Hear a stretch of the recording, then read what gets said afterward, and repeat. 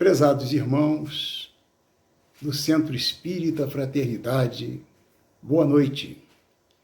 Que a paz do Mestre Jesus permaneça em nossos corações. Estamos agradecendo ao convite do querido irmão Ernesto para estar aqui mais esta vez.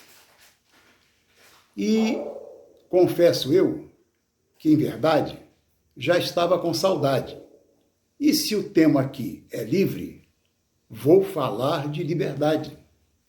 Não da liberdade contida na Declaração Universal dos Direitos Humanos de 1948.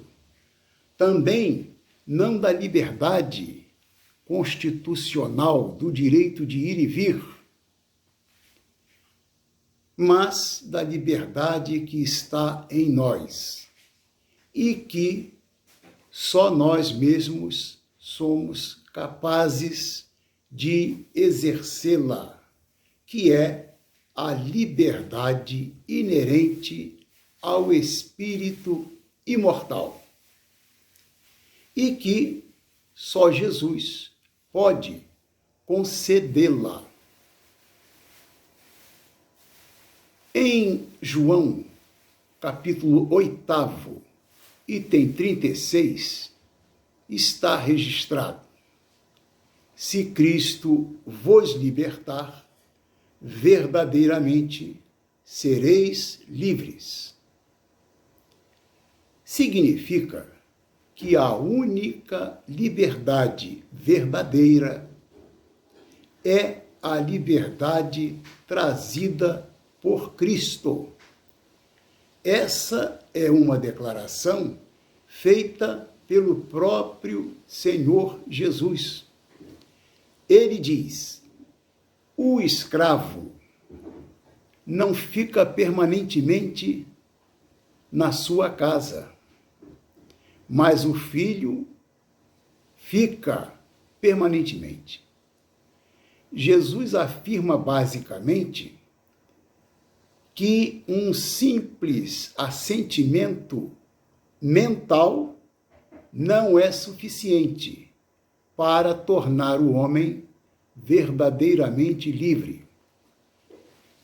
É necessário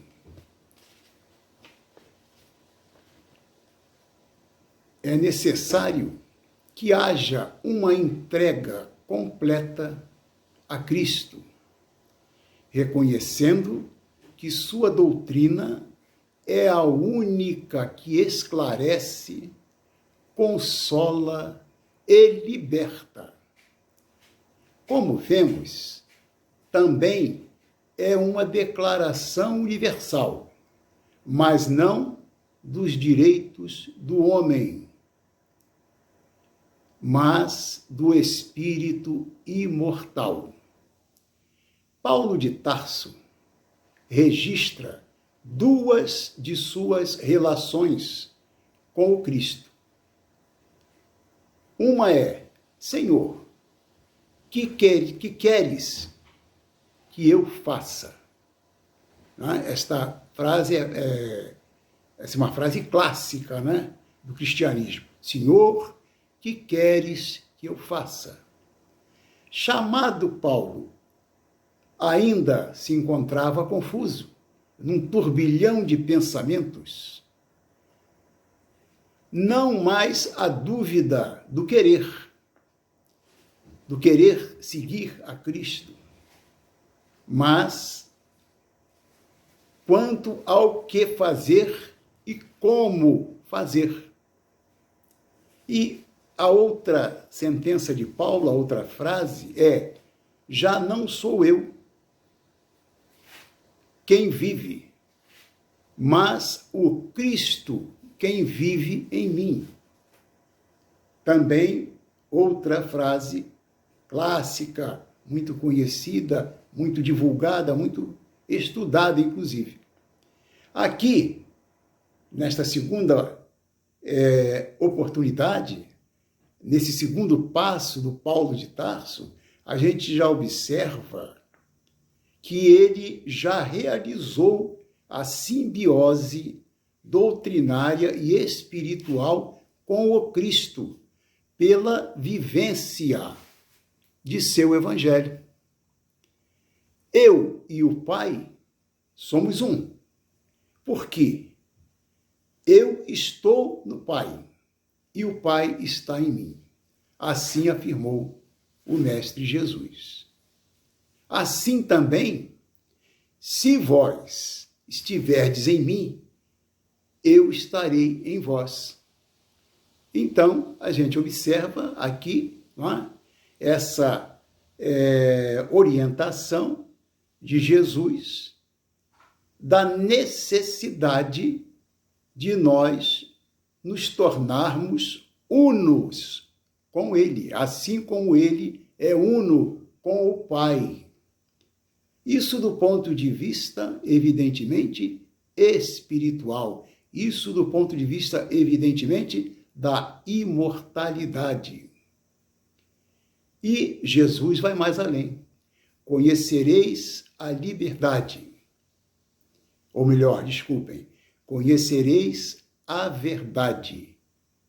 E a verdade vos fará livres. Então, a verdade é Jesus.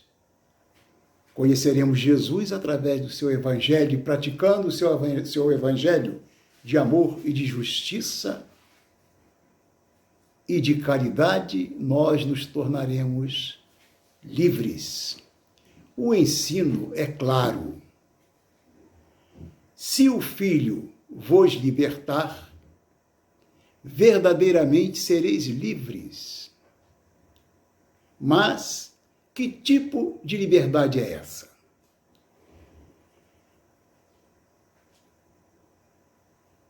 Os judeus esperavam um Messias que trouxesse liberdade física, política e religiosa a Israel.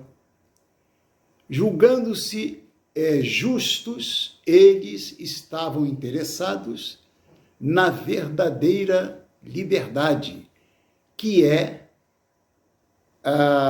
aliás, desculpem, eles estavam interessados? Não, eles não estavam interessados na verdadeira liberdade, que é aquela que rompe com os grilhões do erro e nos liberta, interiormente falando, através do conhecimento, fé raciocinada e pela transformação do eu. Jean-Jacques Rousseau, o filósofo da liberdade,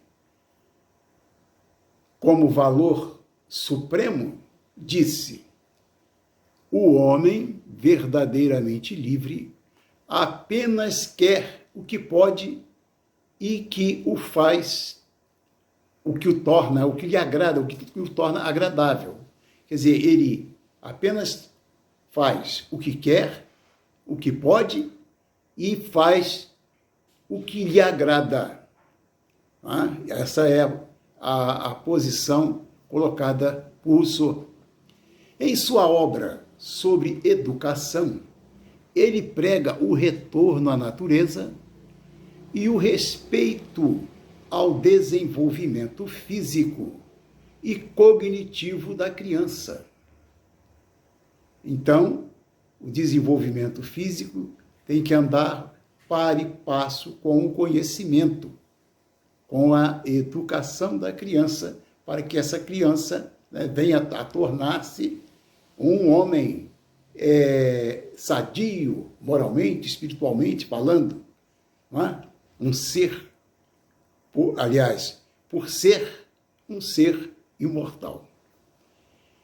Na história das ideias, o nome do suíço Jean-Jacques Rousseau, que viveu no século XVIII, se liga inevitavelmente à Revolução Francesa do mesmo século. Dos três lemas dos revolucionários, liberdade, igualdade e fraternidade. Apenas o último não foi objeto de exame profundo pelo filósofo. Não era o tempo. E os apaixonados líderes da revolta contra o regime monárquico, como Robespierre, por exemplo, o admiravam com devoção, admiravam o Rousseau com devoção, tinham-no quase que como um santo, em virtude da grandiosidade de sua intelectualidade e do seu caráter.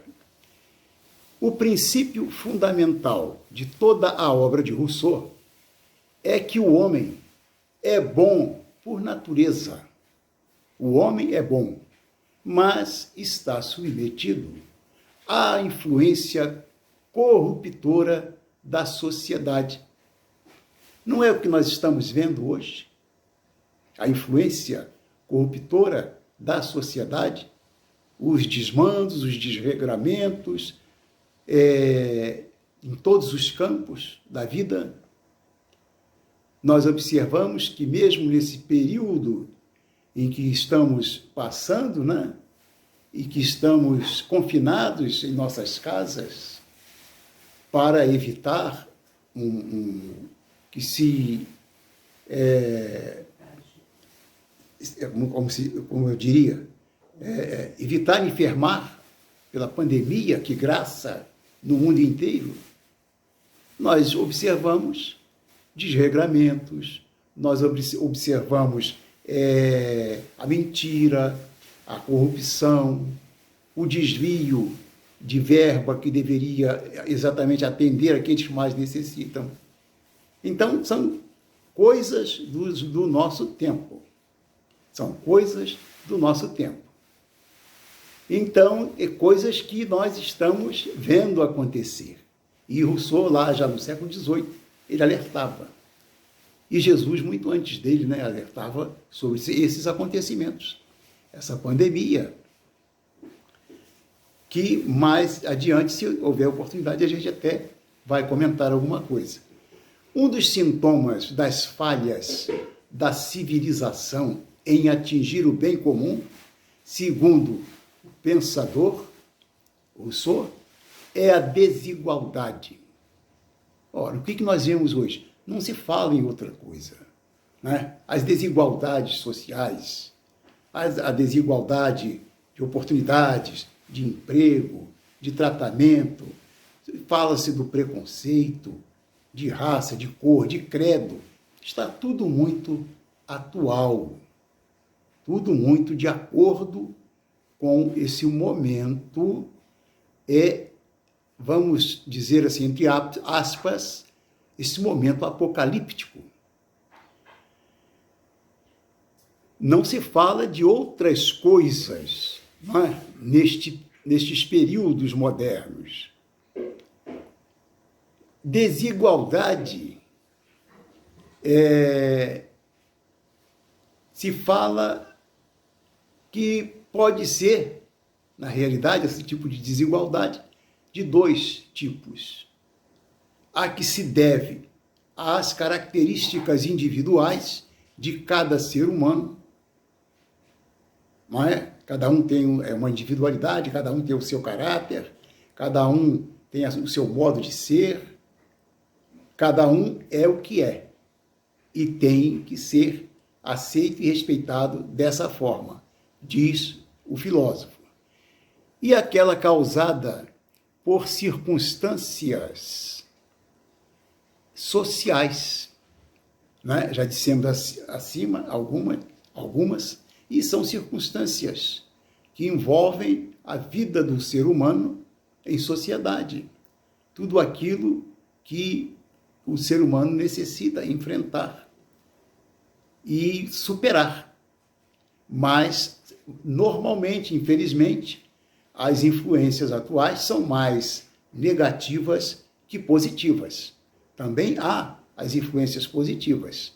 Os homens de bem estão aí espalhados na humanidade, no meio do povo, não só homens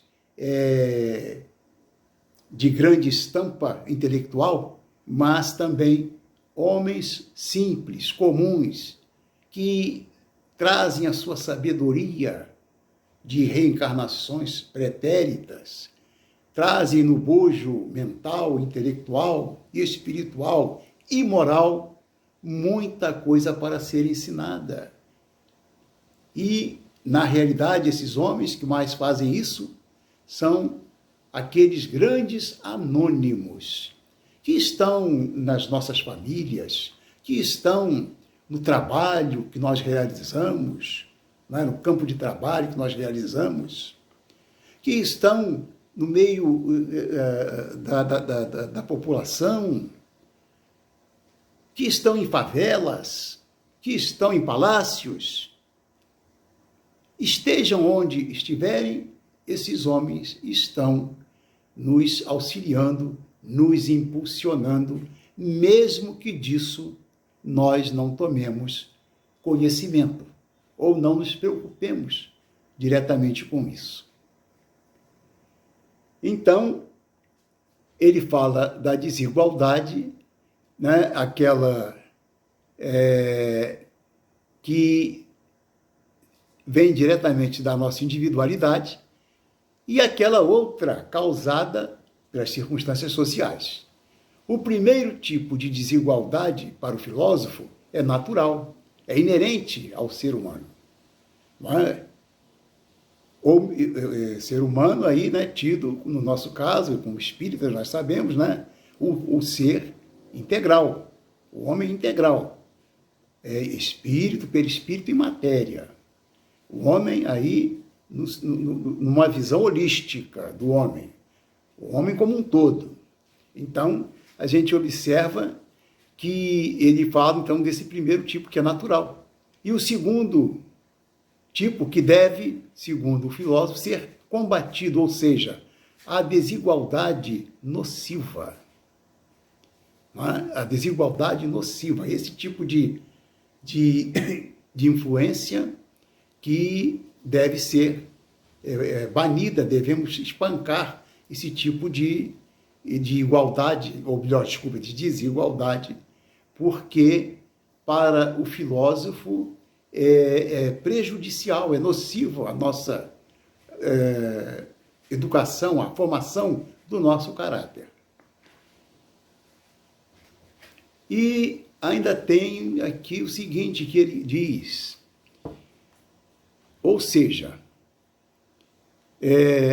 a desigualdade nociva que suprime a liberdade dos indivíduos, restando apenas o culto das aparências e as regras de polidez.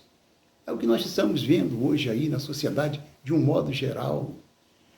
As nossas casas são invadidas, não é? Pela televisão, pelas redes sociais, com esses homens aparência de que nos fala Joana de Ângeles. No livro O Homem Integral, Joana de Ângeles nos fala dessas coisas.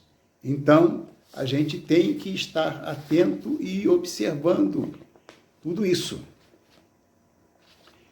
E, desculpe que eu estou vendo aqui um pouquinho a questão da hora, né?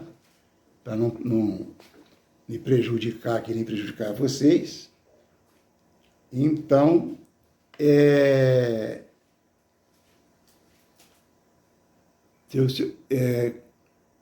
já vi aqui a hora, tá tudo ok.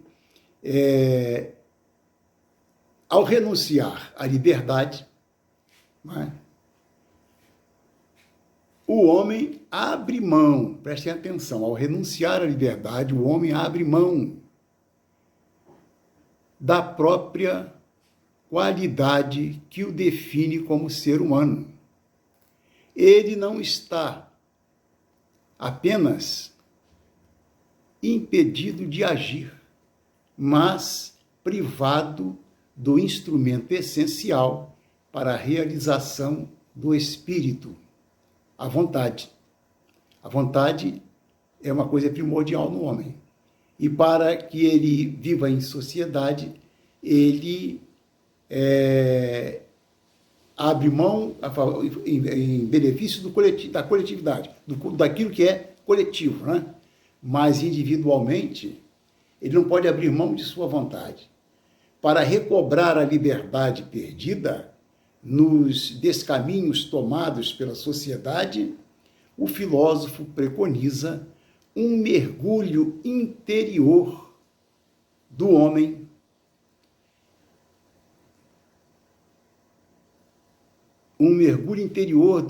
do indivíduo, rumo ao autoconhecimento.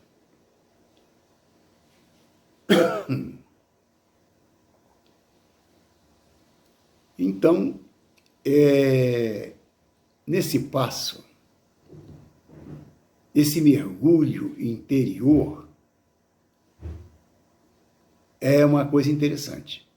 Mas isso não se dá, diz ele, por meio da razão, e sim da emoção, e traduz-se numa entrega sensorial à natureza. No capítulo 12, versículo 13 do Evangelho segundo o Espiritismo, dissertando sobre o duelo, diz um espírito protetor. E aí nós vamos ler aqui, pedir licença para ler. Ó estúpido amor próprio, tola vaidade e louco orgulho, quando sereis substituídos pela caridade cristã, pelo amor do próximo e pela humildade que o Cristo exemplificou e preceituou. Só quando isso se der, desaparecerão esses preceitos monstruosos que ainda governam os homens e que as leis são impotentes para reprimir, porque não basta interditar o mal e prescrever o bem. É preciso que o princípio do bem e o horror ao mal morem no coração do homem. Aqui sim, estamos falando de fraternidade, que, como nós dissemos no início, não foi falada pelo filósofo. O filósofo não entrou nessa área, não estava no tempo. Mas com o Consolador prometido por Jesus e alardeado por João, evangelista, no capítulo 14, nós sabemos, né, da vinda do Consolador à Terra. Aí, aqui sim, ou lá, já lá, com Jesus estava anunciada também o período da liberdade, o período da fraternidade.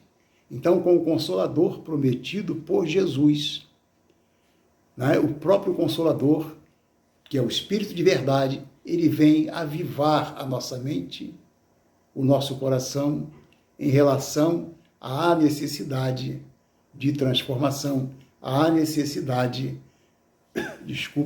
de educarmos o nosso espírito e aprimorar a nossa convivência como seres humanos que somos.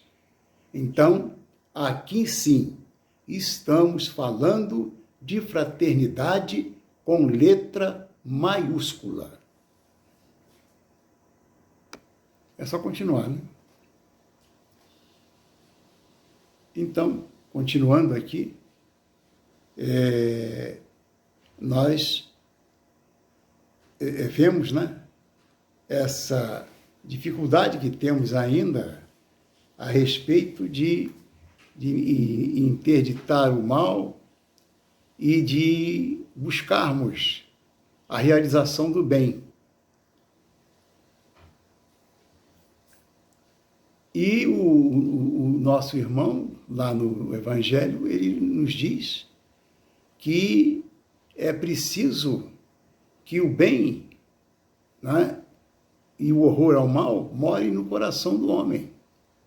Porque o que vem acontecendo? Duelam governo e povo tentando extirpar o mal.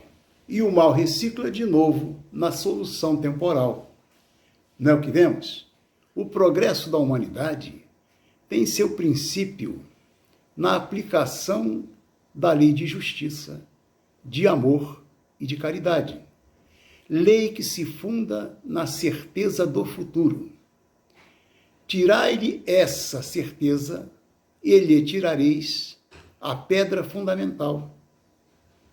Dessa lei derivam todas as demais, porque ela encerra todas as condições de felicidade do homem. Só ela pode curar as chagas da sociedade. Quem diz isso? Allan Kardec, no livro dos Espíritos, na conclusão, no inciso 4º. É o próprio Allan Kardec quem nos chama a atenção para isso. Ora, quando não há uma conexão entre justiça, amor e caridade, uma simbiose dessas três virtudes, não pode haver liberdade. Não pode haver liberdade. Deveis todos consagrar-vos à propagação desse espiritismo que já deu começo à vossa própria regeneração. A gente observa aqui que a atualidade da doutrina espírita, né? Que já deu começo lá atrás à vossa própria regeneração. Nós estamos aí num período de plena transição, já em pleno desenvolvimento. Nós já estamos, como se diz aí no comum da nossa linguagem, com um pé à frente e outro tentando já deixar, né, com passos mais acelerados, aquilo que ficou. Uma fase que foi necessária, mas que agora sofre uma transição, né? E não há como fazer isso parar.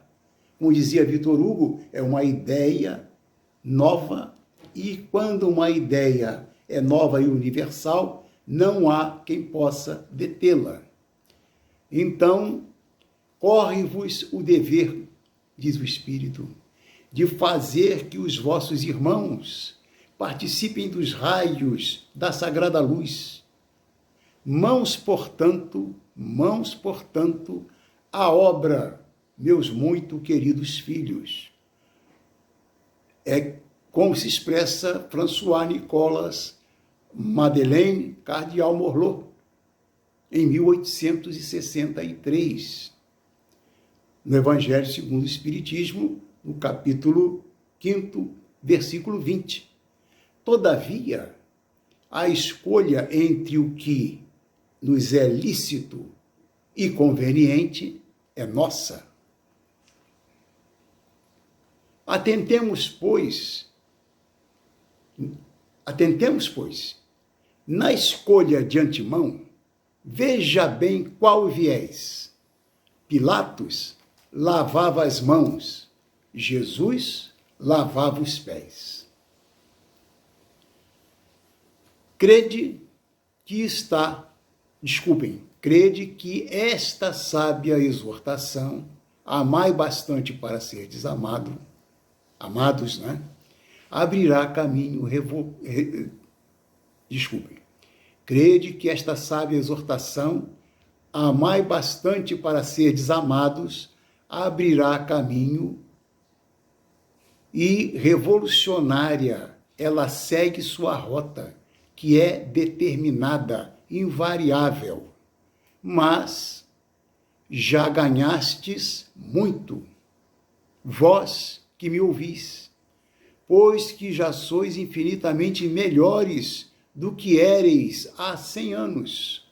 Mudastes tanto em proveito vosso, que aceitais de boa mente, sobre liberdade e a fraternidade, uma imensidade de ideias novas que outrora rejeitaríeis.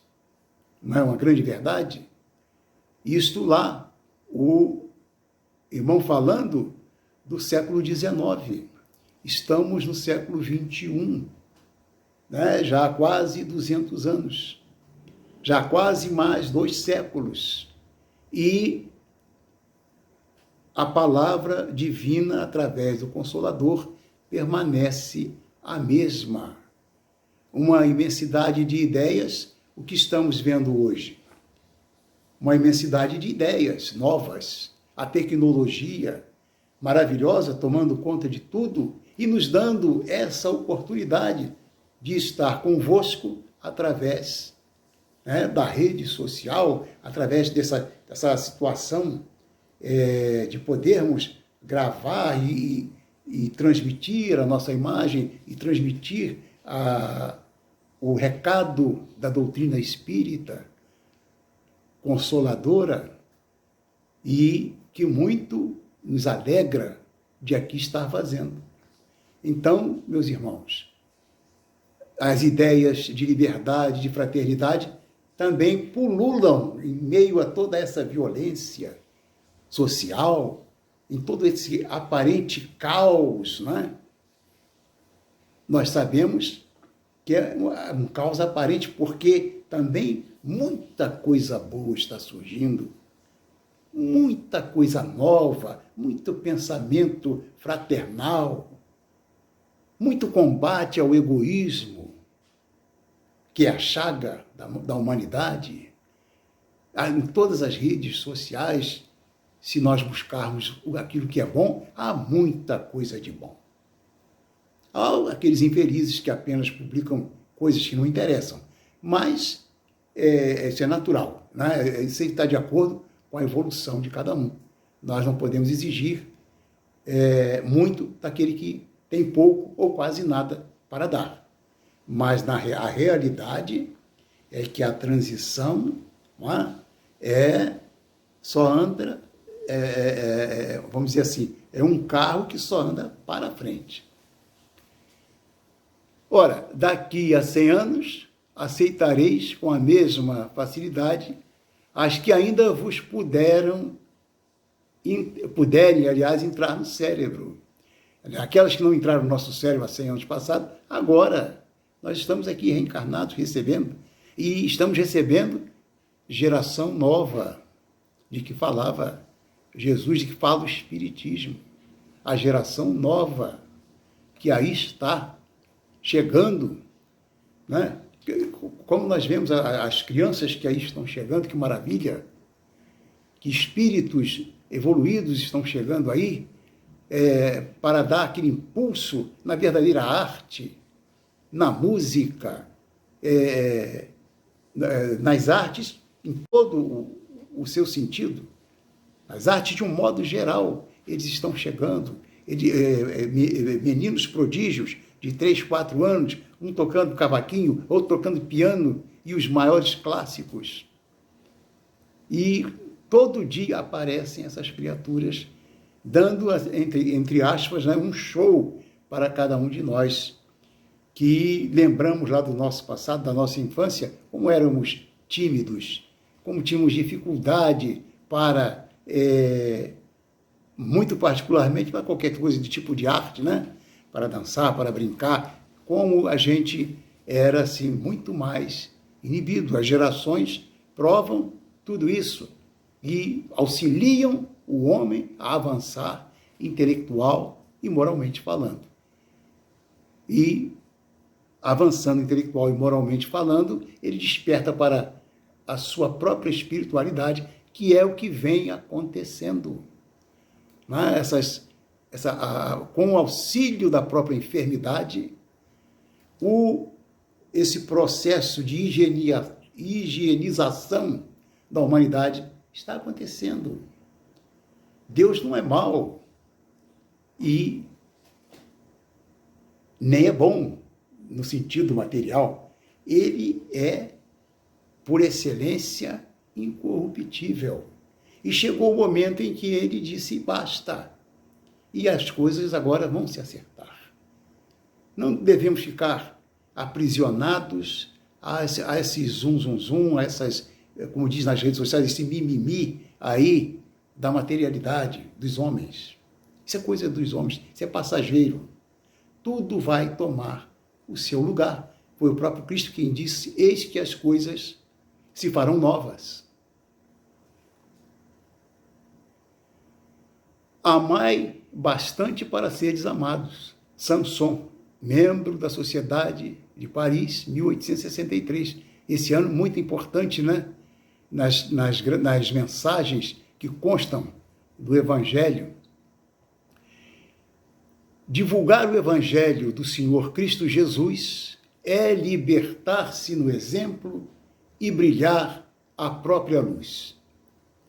No livro A Verdade Responde, editora Ideal, Emmanuel leciona: em verdade, o direito vem libertando os cidadãos da escura nódoa do cativeiro, no vasto círculo dos povos. Decretos e proclamações glorificam a liberdade. Olha a liberdade novamente aí, na palavra sábia e na autoridade de Emmanuel. Entretanto, o homem privilegiado, herdeiro da inteligência no mundo, ainda continua escravo adentro de si mesmo. Pesados grilhões acorrentam-no à inferioridade e à sombra, convertendo-o em fantasma de dor e treva.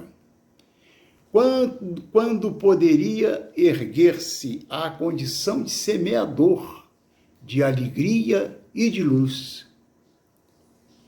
Mais que o rebenque, que é aquele chicote, né, com pontas agudas de aço, que se usava, aliás, para bater nos escravos, né? Mais que o rebenque dilacerante dos antigos capatazes de fazenda, a ira enrijece-lhe o coração, o coração do homem moderno. A avareza enregela-lhe o íntimo. A crueldade aguilhoa-lhe o sentimento. A incompreensão vergasta-lhe a alma.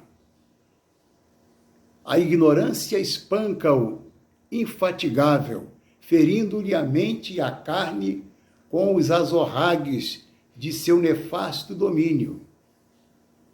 Não valem ordenações terrestres de liberdade para os instintos desabridos, e será sempre perigoso ditar direitos humanos para seres racionais que se bestializam.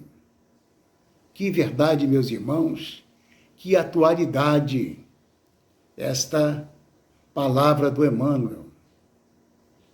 Basta meditar, basta pensar um pouquinho. Não valem ordenações terrestres de liberdade para os instintos desabridos, e será sempre perigoso ditar direitos humanos para seres racionais que se bestializam.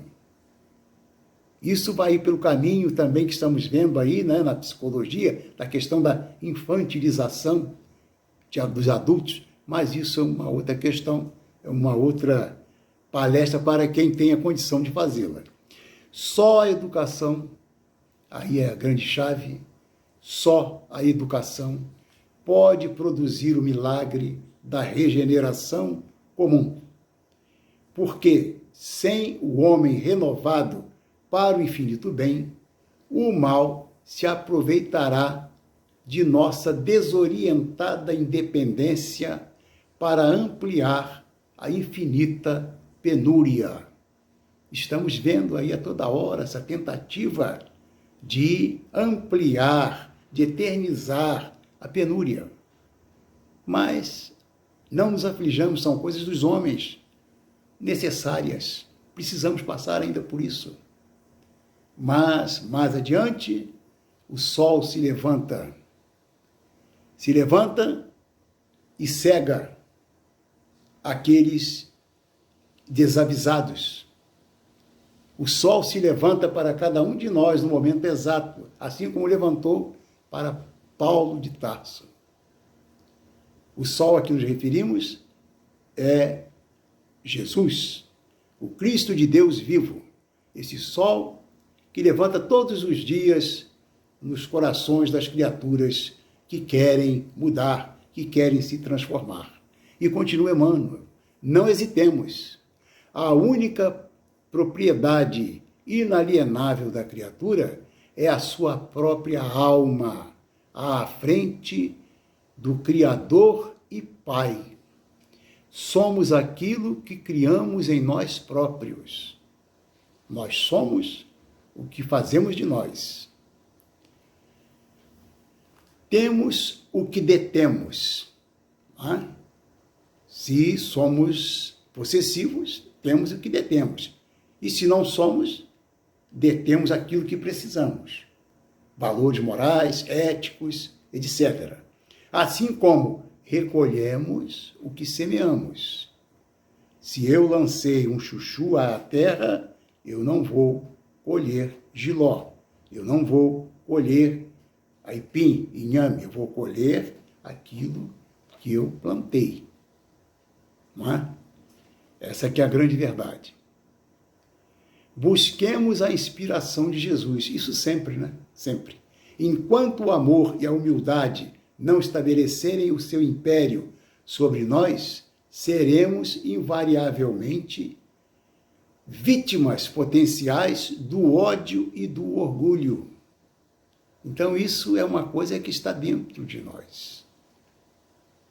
O Jesus veio com o seu Evangelho e enviou o Consolador para explicar para nós o Evangelho, para nos libertar desse ódio, desse orgulho e do egoísmo, ameaçando a nossa própria felicidade pela autoescravização no sofrimento. Olha só, ninguém vai nos escravizar, não, nós é que nos autoescravizamos pelo egoísmo, pela ganância, pela ambição desmedida, por tudo aquilo que excede, não é, pelo supérfluo em nossas vidas, pelo apego à vida material, à existência material, quando nós temos certeza de que essa existência é efêmera. É um piscar de olhos. Mas sabemos que é um piscar de olhos que vai se abrir para uma visão, para um grau muito maior, e trazendo-nos felicidade e a liberdade para o nosso espírito. Não nos esqueçamos de que os grandes missionários da justiça emancipam as nações, mas somente nós mesmos poderemos redimir nossa alma cativa na terra para o voo sublime, a gloriosa e definitiva libertação. Então, meus irmãos, vejam bem, ele fala, não nos esqueçamos de que os grandes missionários da justiça, né, que vemos hoje, lamentavelmente, que são poucos, podem fazer melhorar a sociedade, a nação, as nações, de um modo geral, o mundo inteiro, podem fazer até melhorar o mundo. Mas só nós poderemos redimir a nossa alma cativa dos nossos próprios erros, das nossas próprias escolhas, e assim conquistarmos a gloriosa e definitiva libertação. É ainda mesmo, aliás, Emmanuel, no livro Fonte Viva, quem afirma: só seremos admitidos ao aprendizado do Evangelho cultivando o reino de Deus, que começa na vida íntima. Entendemos assim a fraternidade pura e simples, amparando-nos mutuamente. Aliás, desculpem, não entendemos, eu errei a palavra. Estendamos assim a fraternidade pura e simples, amparando-nos mutuamente. E aqui, neste passo, meus irmãos, nós encerramos dizendo assim: liberdade que cative o ser para o rumo certo. Sou essencialmente livre quando me autoliberto. Se em nosso eu profundo conquistarmos liberdade, declamaremos ao mundo luz e paz, fraternidade. Obrigado por sua atenção.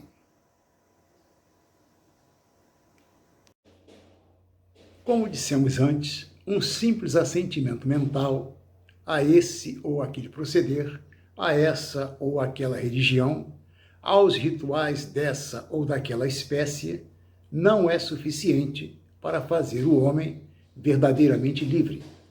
Rousseau aconselha um mergulho, uma viagem para dentro, que nós interpretamos da seguinte forma: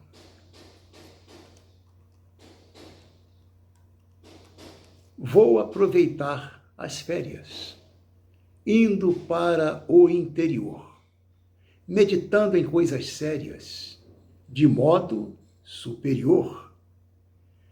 Colocar em minhas malas atitude e decisão, e do trem simples, sem galas, revisar o meu vagão.